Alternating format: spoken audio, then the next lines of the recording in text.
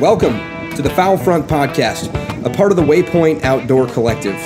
I'm your host, Ben Page, and this is your source for hunting, outdoors, and conservation conversations. In an eclectic and sometimes unorganized fashion, I appreciate you coming by. All right, you ready? Yeah, I'm fine. Okay, sounds good. All right, today I'm joining K-State professor, Dr. Adam Ahler, that focuses mostly on adaptive management of wildfowl populations and their habitats. We were linked up through two separate people that told me that I needed to talk to you. How you doing today, Adam? Good, doing great. Yeah, this is my first time, I think, on K-State campus, which is nice. Beautiful campus. Yeah, actually, I take that back. I almost came here. This was on my list of places, and I remember me and my dad came here, but I don't remember any of the buildings or anything that. So there's a lot of, is it limestone? I think so, yeah. Yeah. Yep. Rock chalk or whatever they call it. Or that's K-State. That's or KU. That's Yeah. KU, yeah. Yeah. You don't say that too loud on campus. No, I won't. I'll keep it down. So I know that your bio says that you work a lot with hybrid cattails. Yes. In Minnesota. Yes. Okay. You want to talk a little bit about that? Yeah, so we've got some research projects going on in northern Minnesota in Voyageurs National Park along the Canadian border. There's an invasive hybrid cattail that's kind of taking over a lot of wetlands in the upper Midwest. Typha guaca is the scientific name. It's a lot different than other cattails, native cattails, in that it grows like really aggressively and expands really quickly. And when it establishes, it removes all open water habitats, which are good for ducks and good for other wetland-dependent species.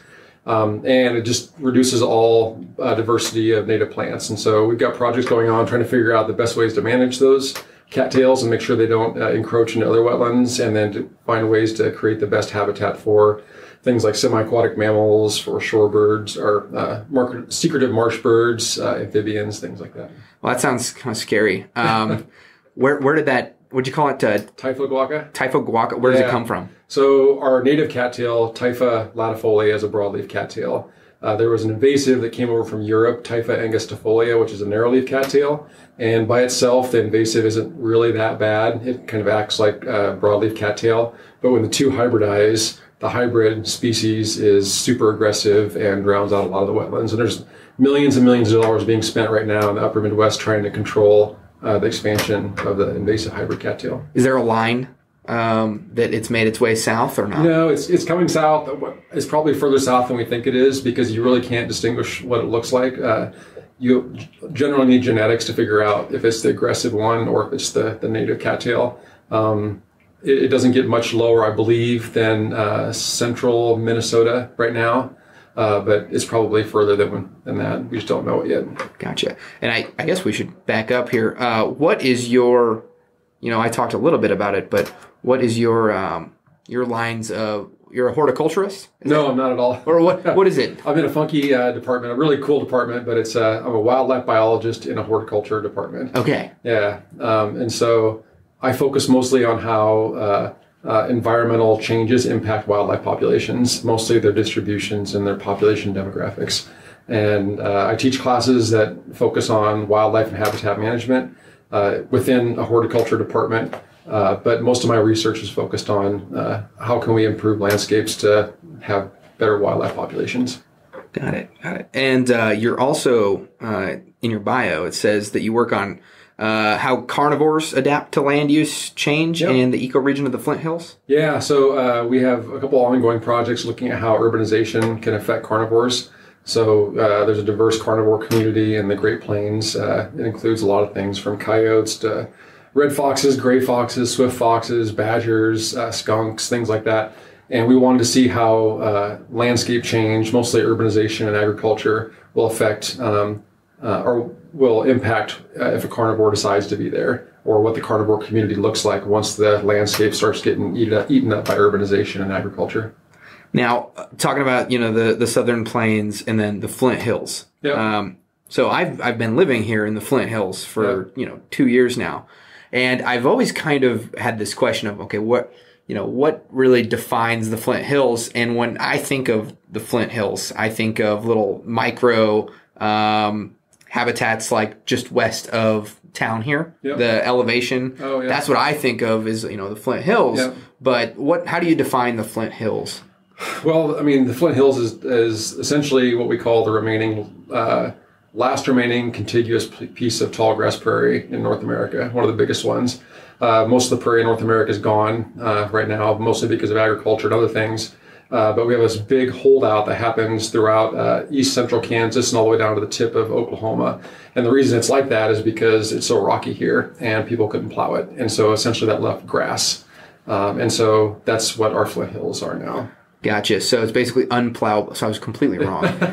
Well, I'm sure there's some other geological characteristics that I'm not aware of. But what is with that area over there? And I know there's a couple smaller outcroppings where it's just these on the west side of town? Yeah. I think historically the river cut through there and just cut those deep ditches and valleys, and that's what was left. That's nuts. But anyways, okay.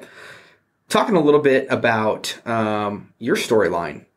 We have something in common, and that we both grew up in Nebraska. Yeah. So are you still a Husker fan? I'm a huge Husker fan. Okay, good deal. So you're really excited for our hopefully should be a 9-win season this year, right? Hopefully above 50%. That's what I'm shooting for. Above 50%. I've got like $200 somewhere out of everybody that I've been talking to about how we're going to have 9 wins this year. I said that last year and got burnt, so I'm tempering it down a little bit. I keep telling people, I say, hey, by 2023, we will be in the national championship. We won't win it, but we'll be at least in it. I'll put my money there. Oh, yeah.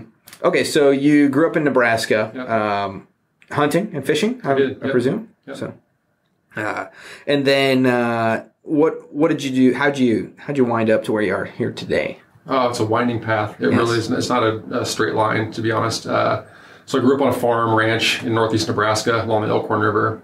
Spent a lot of time hunting and fishing and doing whatever, farm boys did back then. Went to college for a while. Wasn't very good at it, to be honest with you. So I started working for natural resources districts in Nebraska.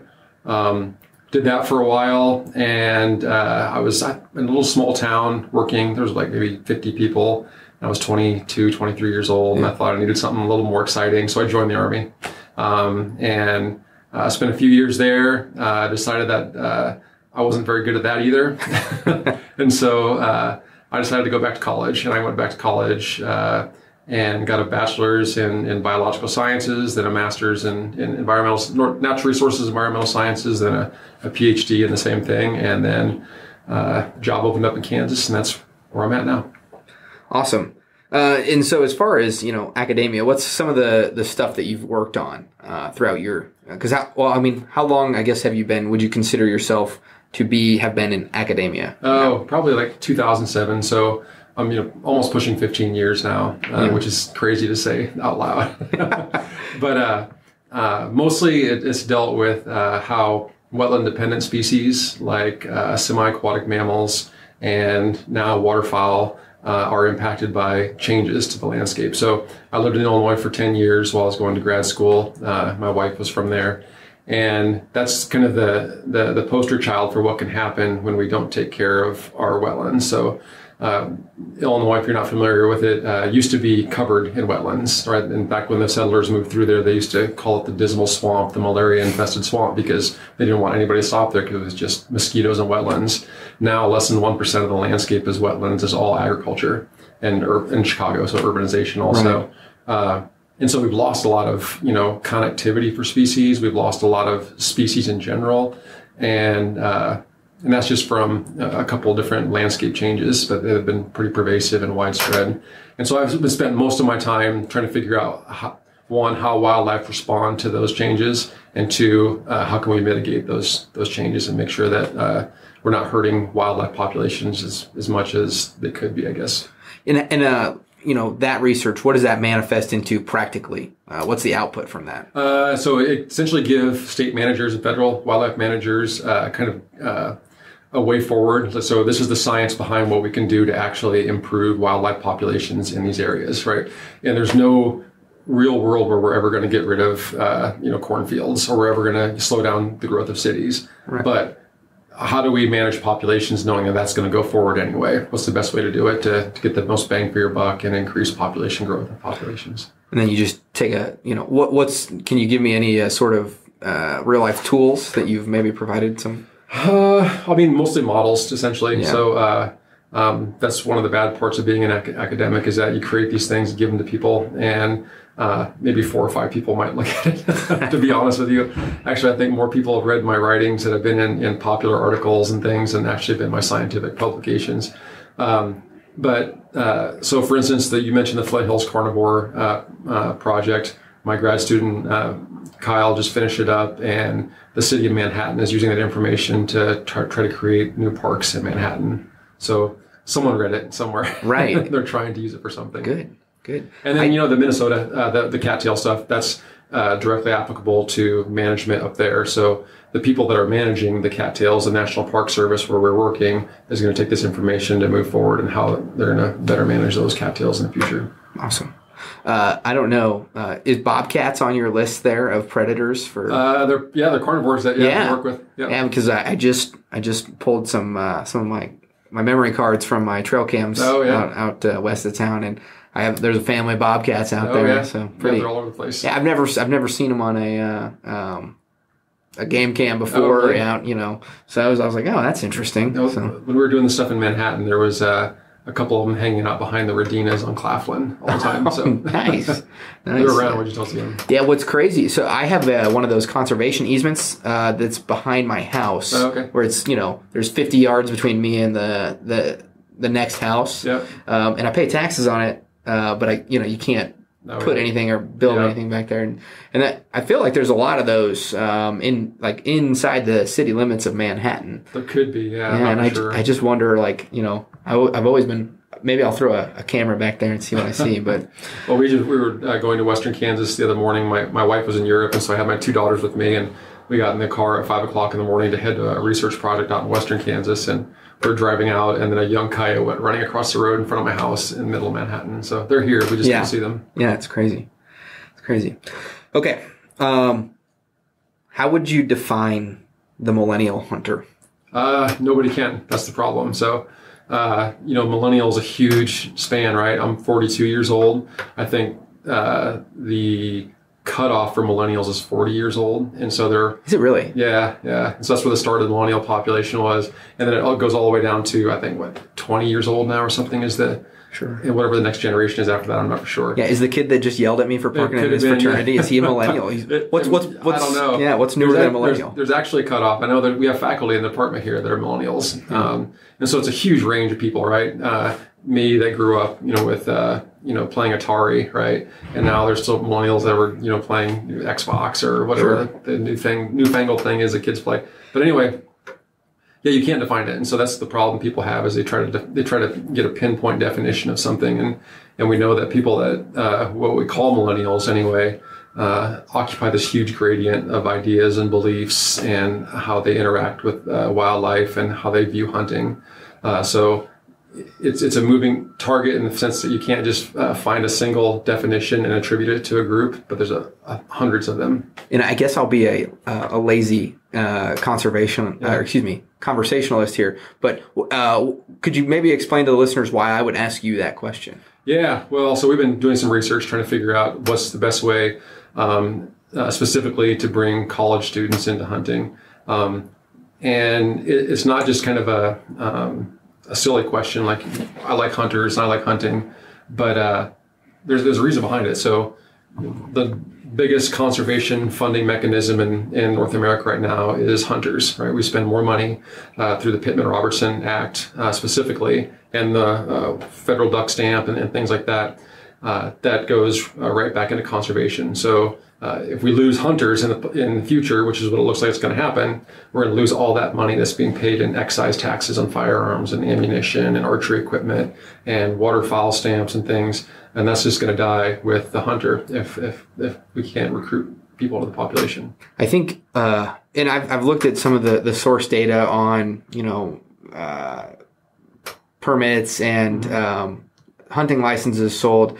And I think sometimes people can be confused by the data that's out there. Yeah. Me and Ian Burrow were actually just talking about this the other night on a podcast that aired this morning about the parable about declining hunting numbers, but perceived increased public land utilization due to the constriction of where people can hunt, and then newer hunters basically being forced to hunt on public land because they don't really have the skills to go out and gain private land permission and things of that nature, and they kind of take the lowest hanging fruit when it comes to public land utilization. Yeah, I wouldn't call it the lowest hanging fruit because there's some really good quality public land that nobody touches, especially like around Manhattan, right?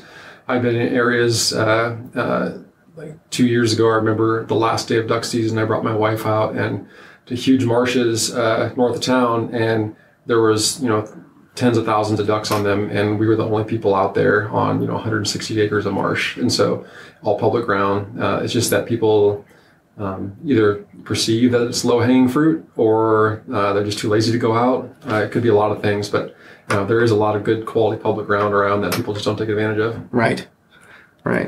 And so when we talk about a little bit about I've read through some of your works, and you were talking about how R3, and if people aren't familiar with R3, that's recruitment, retention, and reactivation of hunters, and how they're overlooking the college campus. Yeah. And you want to talk a little bit about some of the research that you've done with that? Yeah. So we had this idea that, well, maybe we have this group of students or a group of people that are open to new ideas, maybe just haven't been introduced to some of these things, and that'd be a good population to really hammer marketing efforts down to.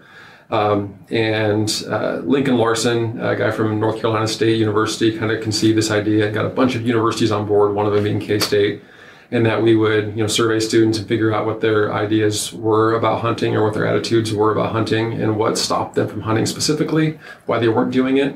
And then we did some workshops where we actually took non-hunting college students out and taught them things like how to look for sign, what to look for, conservation in hunting, which is my big aspect. We actually brought pheasants out there and had them clean pheasants to show them that, once you do harvest something, here's what you do with it. And we had a wild game feed during it. So this is how you cook it. So we went through the whole process. And then we're going to survey people again afterwards and see, if their ideas have changed or if they actually utilized that information and went out hunting afterwards. But we found some surprising things. Most people, surprisingly to me, most college students were actually had a positive view of hunting and they would like to do it, but there's a bunch of barriers to it that they just can't get over right now. Yeah. What were some of the barriers identified?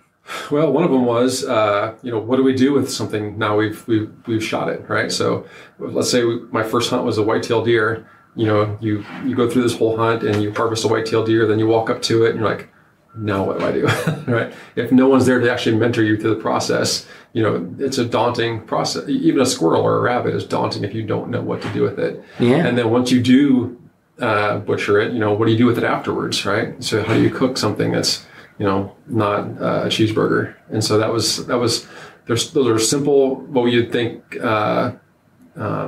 not really obstacles, especially if you grew up hunting or been around this stuff.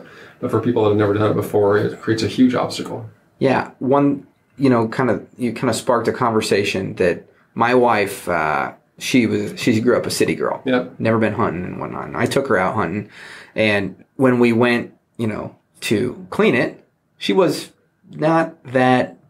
She was interested in what was going on, and she's like, I really did think that there was going to be this really big icky factor. Oh yeah. You know what I mean? Yeah. And she said, but when you started doing all the stuff that you were doing, there wasn't an icky factor. It was more, I realized, okay, it's a technical factor. Mm-hmm. What you're doing right now is a very learned thing, or practiced thing. Yeah. And she's like, but I think I kind of thought it was gross. Mm-hmm. Like in my mind before we went out to this, I said, the biggest part would be for me, it's gross to do that. But after seeing it, it's really more like, oh, wow, it's not gross. Yep. It's difficult. Yep. And I guess, did you guys see anything with like the icky factor versus the technical factor? No, actually.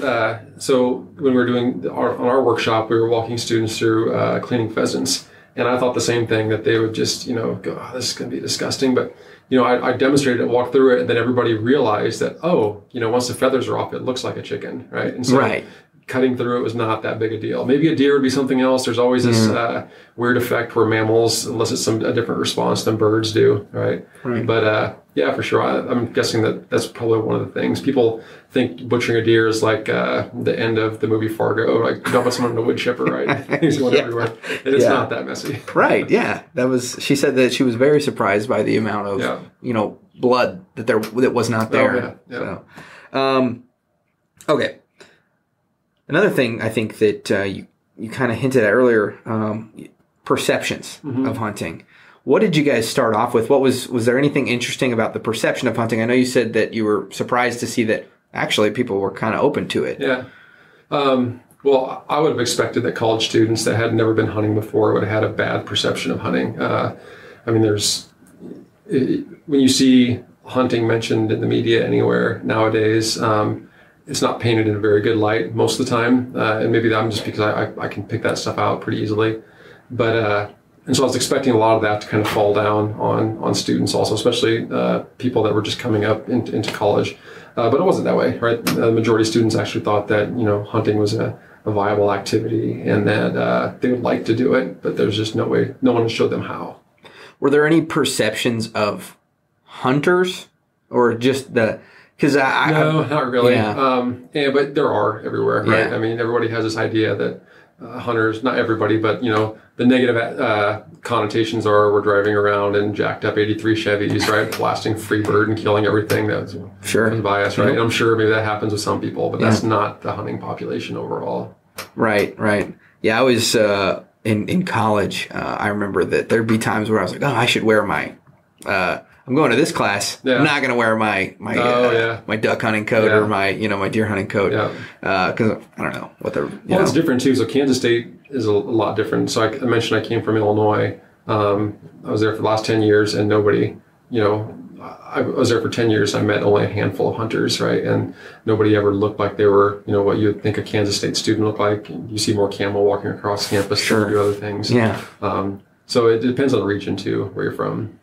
Now, talking a little bit about camo on Kansas State, you guys have a pretty interesting program here. I believe it's unique to Kansas State, correct? To the world, actually. Well, I take that back. Auburn just started a program like ours, essentially a copy and paste curriculum.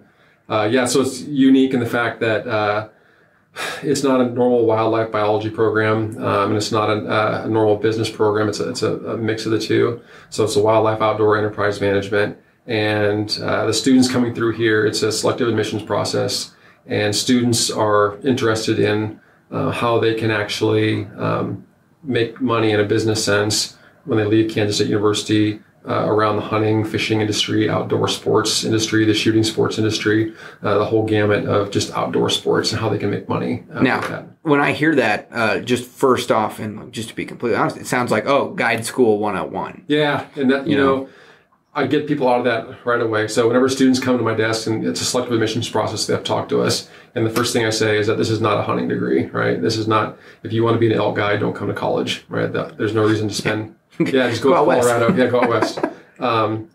Our job is to create leaders, right? And people that are, know what some of the conservation's pros and cons are of hunting, how to better produce wildlife populations on your property and be conscious as a hunter of what you're doing to the environment, and how you can actually benefit and make some money while you're here. What are some of the specific coursework or what do you teach these people? So I teach a few things. So I teach waterfowl and wetlands management, which is a course that essentially starts students off appreciating the diversity of waterfowl we have in North America and some in South America also, how hunting activities can positively and negatively impact waterfowl populations, how we can better manage wetlands for waterfowl and for other wetland-dependent species, and then a host of other things like some wetlands laws that keep changing, it seems like. And then, it essentially touches on everything wetland and waterfowl related. I've taught upland game bird management and big game management in the past. I mentioned before to you that I'm teaching a rifle ballistics course in New Mexico. It's a 1 credit hour course for students that have never really been around rifles and handguns before. A lot of things actually. That's very interesting to hear that That's a very interesting program. You said Auburn has now stood one up as well. Yeah, yep, they have. So I think they started either last year or the year before, and so they're kind of doing the same thing we are. So the hunting industry is huge, right? There's $58 billion or something like that. I'm not sure what the exact number is. So it's a huge market, and there wasn't really a training program, like a formal university training program that would put students into those places to be able to capitalize on those niche markets, and that's kind of what we're doing. Okay, help me out with understanding what this means. Wetlands and human-nominated landscapes. Human-dominated landscapes? Is it human-dominated? Yeah, human-dominated. What a difference that an N and a D makes. Yeah, human-dominated. So, like I mentioned, Illinois, right, is a human-dominated landscape. Yeah. And how does that impact wetlands and everything that lives within wetlands? Yeah, that, I don't know if I transposed that wrong or if it was written somewhere wrong, but I thought human-nominated landscapes. That's interesting. Human-dominated landscapes. That makes a lot more sense. Okay, good. Okay, part of actually, can you help me identify this? You asked people about where the funds from the duck stamp goes. Yeah. So myself, Craig Miller led the project actually from Illinois Natural History Survey. We were interested in let me back up a little bit. Hunters essentially fund wildlife conservation in North America. Almost a lot of the projects that go forward to conserve wildlife populations are on the backs of hunters. We pay a lot of money through excise taxes and through things like federal duck stamp and state duck stamps. And we were kind of curious, this is happening, we know this, but the hunters know this, right? And so we just wanted to see if waterfowl hunters specifically, knew where their money was going. That was the title of the paper, Where Does Your Money Go? Yeah. And overwhelmingly, most hunters don't have a clue where their money goes, right? They think that it's some sort of tax that goes to either improve roads or goes to administrator salaries, but they don't realize that almost 100% of that money goes into wetland conservation and creation. What is the federal duck stamp this year? $25? I think it's $27. $27. That's right. I think $27.50 or something. Yes. Yeah. So almost all that money goes directly to improving and creating wetland habitat, which is unheard of. That's just a lot of money that just gets dumped and is not picked apart by administrators as it goes along the line. It goes right into an impactful conservation measure. They just pick up all the admin costs somewhere else. Yeah, for sure. That's interesting. And why was that? Why'd you write that paper? Well, so if you talk to people that are really into hunting and they're trying to justify why they hunt, right? They say, oh, we spend money for ducks or we spend money for something, and this is what this justifies what we're doing. But the sad part is that hunters really don't know, right? And it's not a hard guess or a hard search on Google to see where your money goes. It's just, I think people have been paying this for so long that they just don't think about where it goes. Just ignorantly benevolent. Yeah. And so, I teach these classes and I run into students that are hunters. Vast majority of my students are hunters. And I mentioned Pittman Robertson, and they have no clue that, whenever they buy a shotgun, 10% of that cost goes right to the Pittman Robertson Fund, which goes to fund wildlife conservation. Or when they buy a box of ammo, 10% of that money they pay out of their pockets. It doesn't show up on your receipt, but it goes right into conservation. And so they don't realize how much money they're spending each year on guns and ammo and arrows and bows and things like that. That's a huge portion of it is going into wildlife conservation. Why is it important for them to not be ignorant of that? For them, these same kids probably, would continue their arc and they'd just be hunters for the rest of their lives, maybe. Why is it so important that they know all that? Well, it's important that everybody knows. So, when there's a conversation about is hunting a worthwhile activity, should we be doing it in, this century now? Is it an archaic means of having fun or something, right?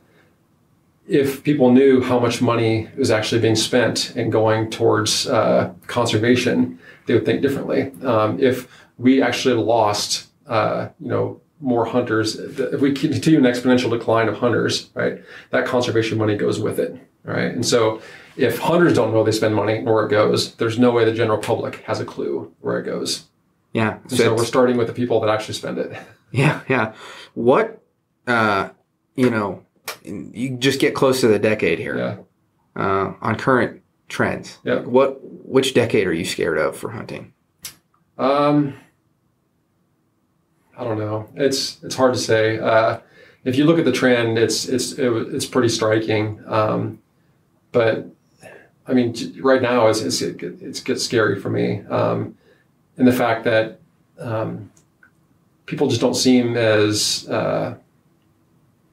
concerned of what will happen if hunting is not on the landscape, essentially. If there aren't people that are buying $20 boxes of waterfowl loads, or buying a new shotgun every couple of years, or spending money and gas to go travel to hunt, this is going to take a huge hit on conservation if that happens. Yeah, and it's actually it's really terrifying too that you were just talking about the importance. Even hunters don't know that, and so then how could we ever expect non-hunters or people that are against hunting? Which I've always said that the people that are vehemently against hunting, they're not the enemy. Yeah, it's the largest part of the bell curve that is actually like the people that don't care either way. They're the ones that are the most danger to hunting. Yeah, and I think it's all an information gap. I think if people knew exactly how much money goes into conservation from hunting activities, it would change a lot of minds, or at least keep people informed. So when they go to vote on things that impact hunting, they would at least have that in mind. A lot of people, when they think of hunting nowadays, we hear about trophy hunters, right? And the first thing that comes to people's minds is going to Africa and shooting a lion or something. That's not the majority of hunters, right? The majority of hunters are sitting in a marsh for 8 hours and then harvesting one blue-winged teal, right? So exactly. It's a lot different than what is in people's minds. But again, it's all of an information gap thing that needs to be filled. Okay, speaking of trophy hunting, waterfowl and watercolor. Yeah. Tell me a little bit about what you got there. So I was concerned that, one thing, we know that waterfowl hunters overall don't know how to identify ducks, right? We did a study not too long ago where we were looking at avid waterfowl hunters and their ability to identify waterfowl. And I was super concerned that you were going to bring me in here and then pull up pictures like, ooh, is this a lesser or a greater scope? I don't know. But yeah, so that happens across the board. And I have students in my waterfowl and wetland management class that were duck hunters and then couldn't identify ducks. They didn't know what a hen pintail was in some instances.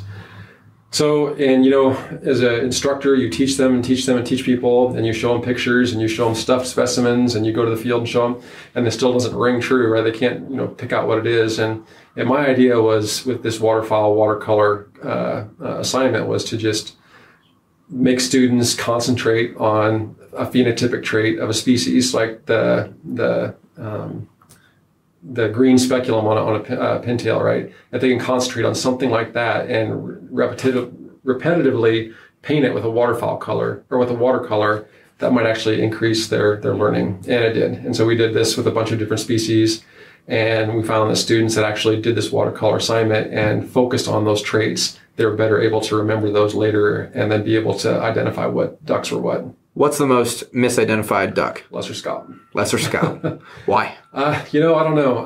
And it's probably region dependent. People get lesser scaup confused with ringnecks all the time, especially hens. And I can't remember the exact number, but it's above 50% of hunters that we surveyed, the experienced hunters, didn't know what a lesser scaup hen was. And I think it could be the fact that people don't, in the central flyway, see a lot of lesser scaup. Right. And I see a lot of ringnecks, but again, they have a hard time picking it out. And I tell the story all the time that I used to hunt with a guy that had been hunting for 20 years. And we were hunting one day, and ducks came in, and he shot one, and he went to pick it up, and I asked, well, what is it? And he says, it's a gadwall. And I could clearly see it was a hen shoveler. And I didn't say anything. I thought it was he misspoke or something. And another group of ducks came in, and he pulled one out of the group. And I said, what'd you get? The gadwall. And it was a hen shoveler. And so that got us thinking about, what else are people, missing with this? And most of the time it's not a big deal. But when you talk about the difference between a hen ringneck and a lesser scaup, right? I've actually seen people that have come with a game strap full of bluebills, 6 bluebills, and thinking they were all ringnecks. And so you're already 3 times over the limit right there. Yeah, that's not good. I want your opinion on something. Mm-hmm. So I was a late onset waterfowl hunter, and I had a hard time identifying birds on the wing. I knew how important it was because I already had a foundation of knowing, like, okay, we respect the rules, and you got to know what you're shooting at. But I'd never seen one on the wing or anything on the wing before, and so I went out there and I said, okay, what's my most restrictive limit? This is kind of what I teach to people. I said, look at your most restrictive limit. Let's say this year it's pintails. Yep. It is this year, actually. Yeah. Yes, it's true. So you go out there. You can tell the difference. Okay, now you can tell the difference between big ducks and teal, so you're good there. Yep. That's a pretty quick one. First one, probably anybody learns. Most of the time you think so. Oh, wow. Okay. And then, so you can shoot 2 pintails at a time. So the most ducks that you can shoot is 2 ducks. Mm-hmm. So boom, boom. That's all you get. Okay, you're down 2 ducks. You're a better shot than you are a identifier of game species. And you pull them up. One's a... let's call it a ringneck. Mm-hmm. And one is a hen pintail. Now you've identified them using your book. So you say, okay, 1.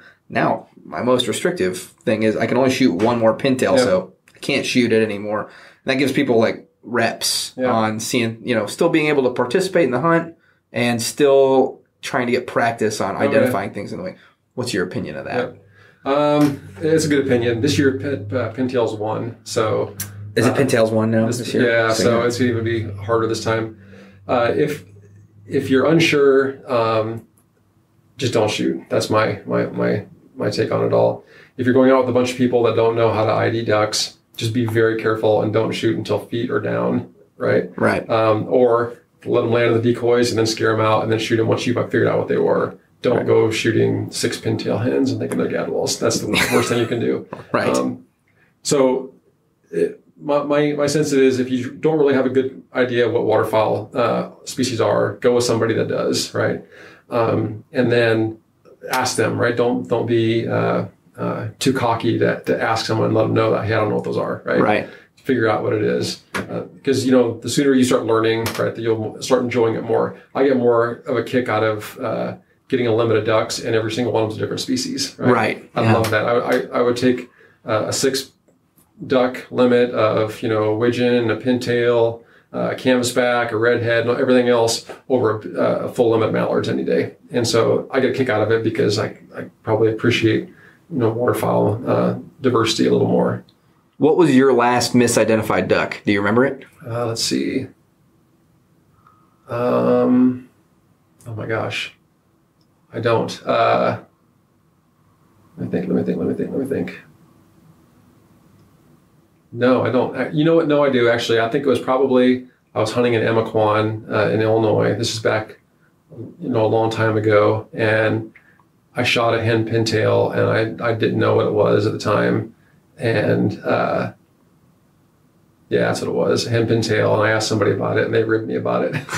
That's good. So but it was a hen pintail. Yeah. I think my most blatant one was a cinnamon teal. Oh, really? That'd be a hard one, though. Well, it was my first season. Like, that was my most blatant one. I won't say it was my last. Yeah. But I said, man, this is a weird looking teal. I sent it to my digital mentor.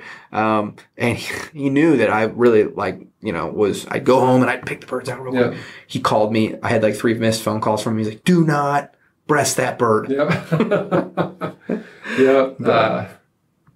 mean, cinnamon teal are hard, especially not like in Cheyenne bottoms, right? There's cinnamon teal nesting out there, but when teal season comes up, they look just like blue-winged teal. Yeah. So. Yeah.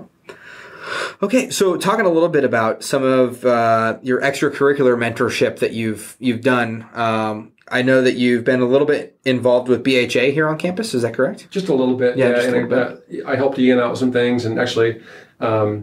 I shouldn't say helped him out. Ian had it all under control, right? But him and I talked about some things a lot. So I've been kind of on the sideline. Awesome. And then kind of breaking off here a little bit to kind of get the story of your waterfowl hunting progression. Mm-hmm. Were you hunting waterfowl when you were growing up in Northeast Nebraska? No, not really. Yeah. No. And I take that as something so in Northeast Nebraska, there's ducks everywhere, right? And so it wasn't that novel to see ducks, and it was just, they were everywhere. It took me moving to Illinois, essentially, to realize that there's not a lot of ducks to go, well, wait a second, I think I need to jump into this a little more. And I had some colleagues that I worked with that were waterfowl biologists that took me out. And I mentioned henpin tail nemaquan, that was with them. And so I started appreciating it more and more and more that way. And again, you have to move away from it to appreciate it, what you've lost. Sure. And that's kind of where it really picked up with me when I was in Illinois in the early 2000s. Awesome. I was more of a pheasant hunter, quail hunter in Nebraska. Yeah. Well, I haven't shot a wild Nebraska pheasant since I was, I think, 10. Yeah, I haven't shot. It's sad, but I haven't shot one since, I think, 2009 or 10. Yeah. So my buddy owns one of those pheasant ranches, you know, but that's the only pheasant hunting I've had in Nebraska. So, okay, what's out of all of your research and all the stuff that you devote your life to, what is the so what in the way forward? Like, what do we have to do to make sure that my daughter has more public land access and access to game than I do? Oh, that's a hard one. It's really hard. I got 2 daughters at home too, and I think about that all the time. There was a crazy statistic that came out a few years ago that showed that every generation explores only 9% of what their parents explored or had a chance to explore. So if you think about what your father and mother were doing, before you were born, and compare that to what you did when you were born, and that loss of time outdoors, right? That's huge. And I think about it with myself and my father and grandfather and my daughters, and I sort of forced myself to put my daughters outside. And the only way that we're going to have things like wetlands in the future is if our children are going out and appreciating them now, because in 15 years they can vote, and then that's where the changes are going to happen. It's not going to be, there's not going to be an instance where someone's going to go through and just wipe out all the wetlands on Earth, right? It happens very, very small little increments here and there, and then before we know it, they're gone. And so there has to be ways to conserve wetlands and wildlife populations, and it's going to have to be with our young kids appreciating what we have now, and then hopefully they can take the reins from there. I've always found it so weird, and maybe it's because we don't articulate it well as hunters or people that are speaking about wetlands. Wetlands aren't just important to waterfowl hunters. No, yeah, everything. And my wetland class, I talk about that all the time. There's so many aspects. The hurricanes we're seeing, like in Southeast Asia, for every, I can't remember what the exact number is, but you can reduce the impact of hurricanes just by adding feet of mangroves that used to be there, but they're gone now. By the Gulf Coast, we keep losing wetland acres all the time, and that increases the impact of hurricanes all the time. Disease transmissions into waterways happen because we lose wetlands. Wetlands are essentially natural sponges that soak up all the bad things before they can reach our aquifers and before they can reach our river systems that will dump into the Gulf of Mexico. Wetlands take care of all of that. When we lose all of that, then we lose all that ability to actually create healthy water systems. I think, it's really important that we, sing the rhetoric of doom and gloom when it comes to conservation and stuff. Yeah, I do up to a point, except that, after a while it can just be droning on and people just don't care. Yeah. What's the shiny gem in the dark though, for you right now? I don't know. I see a lot of improvements with people's mindset on public land access now. More so than there was 5 years ago. I see a lot of people that are becoming really in tune with the idea that, public land could be gone sometime, and that would be horrible for us. One of the gems I see now is, my daughters are really interested in things like wildlife, and they're really in tune to different species and things. And so whenever they get excited about it, I get excited about it because I know that, the other generation is probably caring too. Right. So, being a father, you said your kids are like 3 or 4? 6 and 8. 6 and 8? Yeah. So, you're 5 and 7 years ahead of me or whatever it is. What's some advice you have for fatherhood in the outdoors? Oh my gosh. Don't take them out when it's just a hot mosquito vest because they'll never want to go out again. Okay. If you take them outside to go hunting or something, make sure October, November, 60-degree day. Temperate, not cold, but no bugs. Yeah, and it's beautiful outside, and that you hype it up as much as you can before you go out. Really? And all kids are different. My youngest daughter is going to love it when she can just get ankle deep into a deer and help me pull guts out. My oldest daughter, not so much. And so just kind of tempering that and knowing what they expect and then not trying to ruin it for them. Nice. Yeah. Have you had any near misses with ruining things? Yeah, I always push the envelope. Yeah. They were in Minnesota with me a couple of weeks, or actually a month ago now.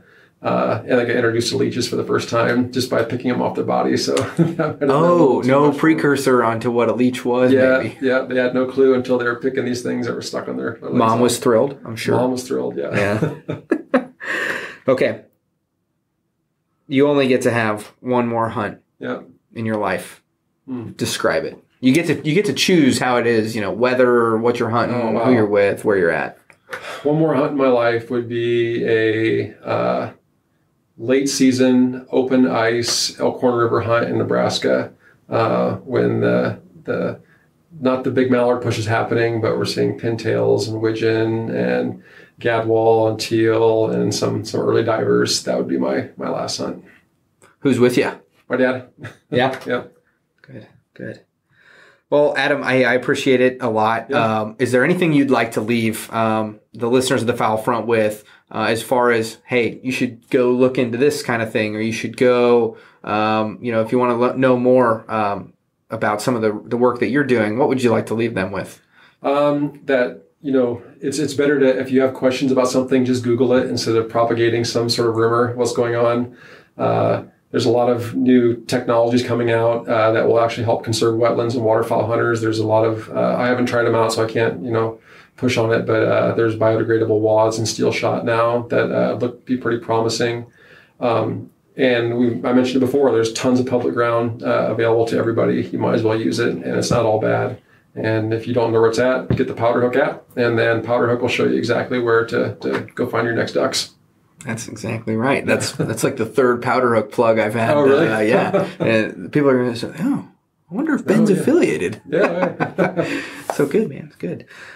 All right. Well, hey, I appreciate it a lot. And if they want to, what's your favorite thing that you've written? Written? Oh, my gosh. Or worked on? Oh, wow. I don't know. The flagship of your career, I guess, if people were going to go look up one thing about you.